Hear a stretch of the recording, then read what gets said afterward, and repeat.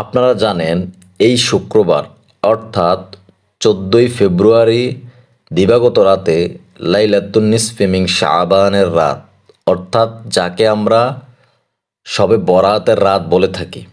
শবে বরাত রহমত ও মুক্তির এক মহিমান্বিত রাত।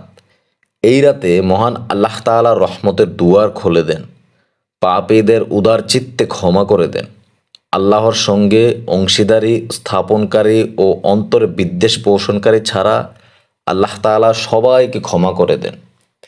প্রিয় দিনী ভাই ও বোন, আমি আজকে এই ভিডিওতে আপনাকে এমন ছোট্ট একটা দোয়া শিখিয়ে দিব।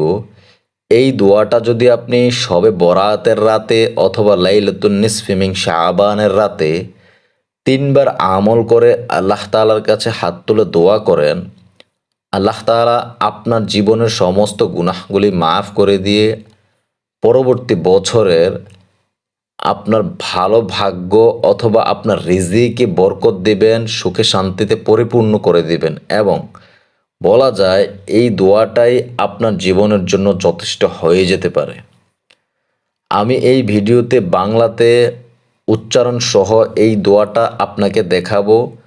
তার আগে আপনার কাছে বিশেষভাবে অনুরোধ থাকবে, আপনি যদি আমার চ্যানেলে নতুন হয়ে থাকেন চ্যানেলটি সাবস্ক্রাইব করে অবশ্যই সঙ্গে থাকবেন। আলী ইবনে আবি তালিব রাদিয়াল্লাহু তাআলা থেকে বর্ণিত, রাসূল সাল্লাল্লাহু আলাইহি ওয়াসাল্লাম বলেন, যখন অর্ধ শাবানের রাত তোমাদের সামনে আসে তখন তোমরা নামাজ আদায় করো এবং পরের দিন রোজা রাখো। আল্লাহ তাআলা এই রাতে সূর্যাস্তের পর প্রথম আসমানে অবতরণ করেন। এরপর তিনি এই বলে ডাকতে থাকেন, তোমাদের মধ্যে আছে কি কোনো ক্ষমা প্রার্থনাকারী? আমি তাকে ক্ষমা করে দেব। তোমাদের মধ্যে আছে কি কোনো রিজিক অন্বেষণকারী?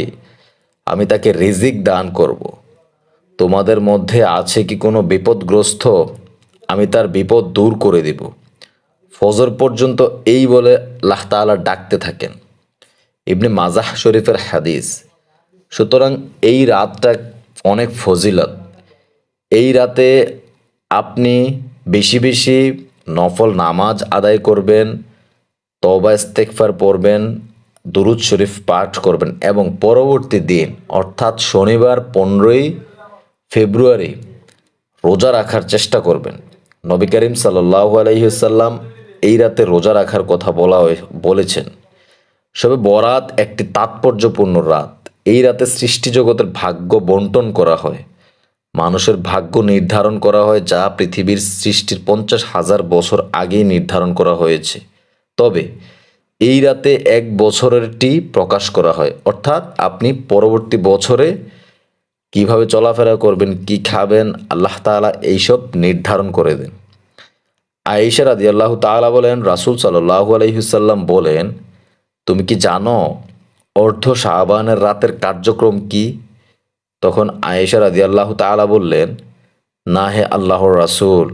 তখন নবী করিম সাল্লাল্লাহু আলাইহি ওয়াসাল্লাম বললেন, এই বছর যতজন সন্তান জন্মগ্রহণ করবে এবং যতজন মারা যাবে তা লিপিবদ্ধ করা হয়। এই রাতেই মানুষের আমল পৌঁছানো হয় এবং এই রাতেই তাদের রিজিক অবতীর্ণ হয়। মেশকাত শরীফের হাদিস। সুতরাং আপনাকে আমি বিশেষভাবে অনুরোধ করব, এই ছোট্ট দোয়াটা আপনি 3 বার যদি আমল করে আল্লাহ তাআলার কাছে দোয়া করেন, আপনার জীবনের সমস্ত গুনাহগুলি মাফ করে দিয়ে পরবর্তী বছরে অবশ্যই আল্লাহ তাআলা আপনার রিজিক বৃদ্ধি করে দিবেন, আপনার ইনকামে বরকত দিয়ে দিবেন। আপনি যে অবস্থায় আছেন না কেন অন্তত একবার হলেও এই দোয়াটা এখন এই ভিডিও দেখে পড়েন, যদি পারেন মুখস্থ করে যান। ভিডিওটি শেষ পর্যন্ত দেখেন। আরেকটা অনুরোধ থাকবে, আপনি যদি নতুন হয়ে থাকেন আমাদের চ্যানেলটি সাবস্ক্রাইব করে সঙ্গে থাকবেন। শবে বরাত অথবা লাইলাতুন নিসফি মিন শাবানের রাতে কি কি আমল আপনি করবেন? 1 নম্বরে বেশি বেশি নফল ইবাদত করবেন, যেমন নামাজ আদায় করা, নফল নামাজ, কোরআন তেলাওয়াত করা, তওবা করা, ইস্তেগফার করা ও ক্ষমা প্রার্থনা ইত্যাদির মধ্যে দিয়ে রাত কাটানো। শবে বরাতের সব আমলই কিন্তু নফল, আর নফল আমল আপনি যেই কোনো জায়গায় করতে পারবেন।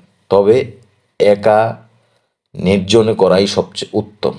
2 নম্বরে রোজা রাখবেন। আলী ইবনে আবি তালিব রাদিয়াল্লাহু তাআলা থেকে বর্ণিত, রাসূল সাল্লাল্লাহু আলাইহি ওয়াসাল্লাম বলেন, যখন অর্ধ শাবানের রাত তোমাদের সামনে আসবে তখন তোমরা তাতে কিয়াম তথা নামাজ আদায় করো এবং পরবর্তী দিনটিতে রোজা রাখো। 3 নম্বরে মৃতদের জন্য দোয়া করবেন।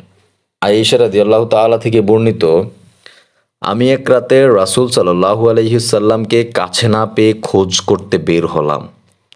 হঠাৎ দেখলাম তিনি বাকি কবরস্থানে আছেন, অর্থাৎ জান্নাতুল বাকিতে আছেন।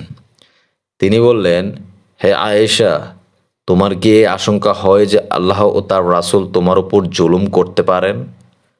আমি বললাম, হে আল্লাহর রাসূল, আমার ধারণা হলো আপনি অন্য কোনো স্ত্রীর কাছে গিয়েছেন। তিনি বললেন, নিশ্চয়ই আল্লাহ তাআলা অর্ধ শাবানের রাতে দুনিয়ার আকাশে আসেন এবং কালব গোত্রের ছাগল ভেড়ার পশমের চেয়েও অধিক সংখ্যক লোককে ক্ষমা করে দেন। সুবহানাল্লাহ। তিরমিজি শরীফের হাদিস।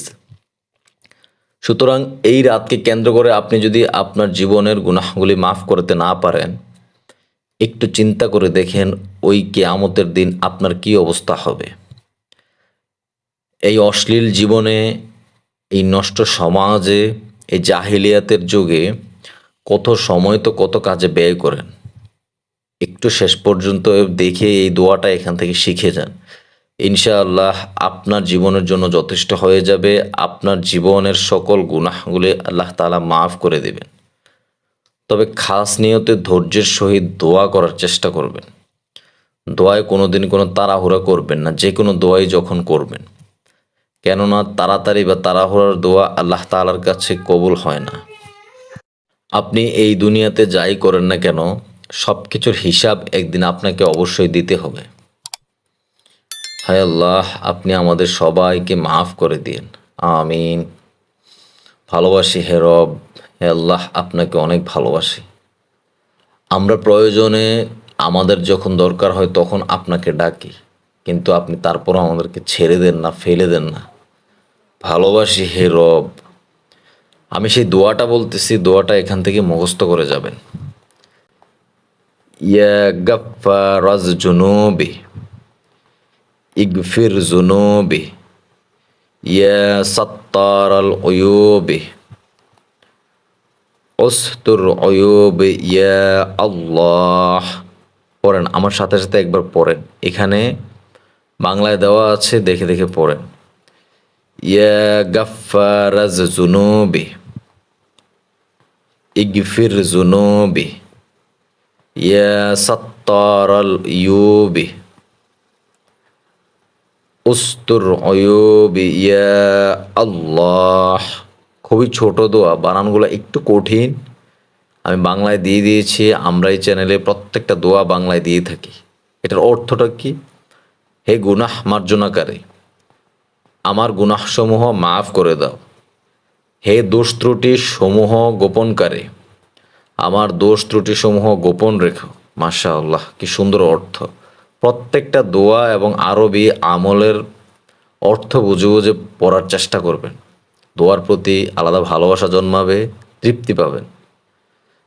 ইসলামের জন্য আপনাকে আল্লাহ তাআলা কবুল করে নেই। প্রয়োজনে ভিডিওটা লাইক দিয়ে সেভ দিয়ে রাখুন। মনে না থাকলে বারবার পড়তে পারবেন ভুলে গেলে। এক বোন আপনাদের কাছে দোয়া চেয়েছেন, তার মেয়ে অসুস্থ। আল্লাহ তাআলা যেন তার জন্য তাকে কবুল করে নেন, তাকে সুস্থ করে দেন, নেক হায়াত দান করেন, আমিন। ভালো থাকবেন। স্ক্রিনে 2টা দোয়া দেওয়া আছে, দোয়াগুলো দেখে আসুন। ইনশাআল্লাহ খুবই ছোট ছোট বাংলায় দেওয়া আছে, মুখস্থ করে আসুন। ভালো থাকবেন। আসসালামু আলাইকুম ওয়া রাহমাতুল্লাহি ওয়া বারাকাতুহু।